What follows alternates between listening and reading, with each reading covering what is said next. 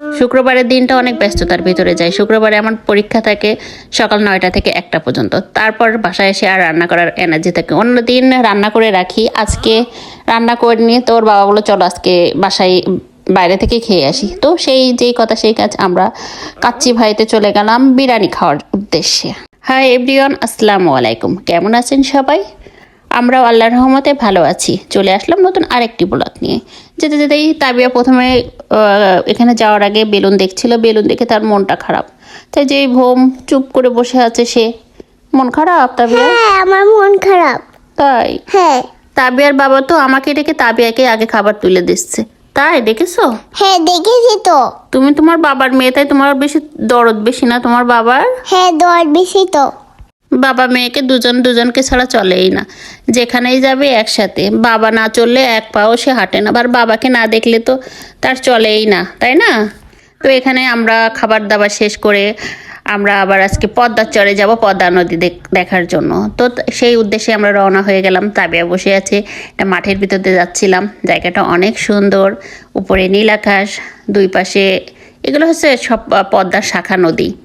এটা হলো কুমার নদ। এখান দিয়ে এই যে একটা বাঁশের সাঁকো আছে, মাঠ। এটা পানিতে বর্ষাকালে খুব সুন্দর লাগে, পানি থই থই করে।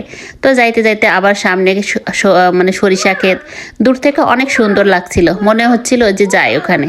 তারপর আমরা সে পদ্মার চরে আসছি। তাবিয়ার বাবা ওই যে মোটর সাইকেলে করে চলে যাচ্ছে, আর আমি বললাম আমি হেঁটেই যাই। দেখো অনেক রাস্তা। তারপর তারা যে দাঁড়াইছিল, তাবিয়া মোটরসাইকেল নিয়ে নামে তার বাবার হাত ধরে হাঁটতেছে, আমিও পিছন পিছন হাঁটা শুরু করলাম। এই জায়গাটা আমার অনেক ভালো লাগে, কিন্তু প্রচুর বালি, যার কারণে তাবিয়ার বাবা যেতে চায় না। আর তাবিয়ার বাবা না যেতে চাইলে তাবিয়াও যেতে চায় না। আমি বললাম যে আমি আজকে ওখানে যাব, তাই তারা আমাকে নিয়ে চলে গেল। দেখুন তো কত সুন্দর, এত সুন্দর জায়গায় কার না যেতে ভালো লাগে বলেন তো? কয়েক বছর আগেও এখানে সব পানি আর পানি ছিল। এই দুই আড়াই বছর হবে পুরোটাই চর পড়ে গেছে। এই যে এই জায়গাটা হয়তো গভীর ছিল, এখানে কিছুটা পানি আছে, এখানে আবার বোট টোট চলতেছে।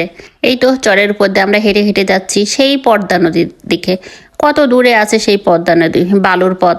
ওই পদ্মার ওই পারে আবার জনবসতি রয়েছে, ওটাও আর একটা চর। বালুর ভিতরে হাঁটতে গেলে জুতোর ভিতরে সব বালু ঢুকে যায়।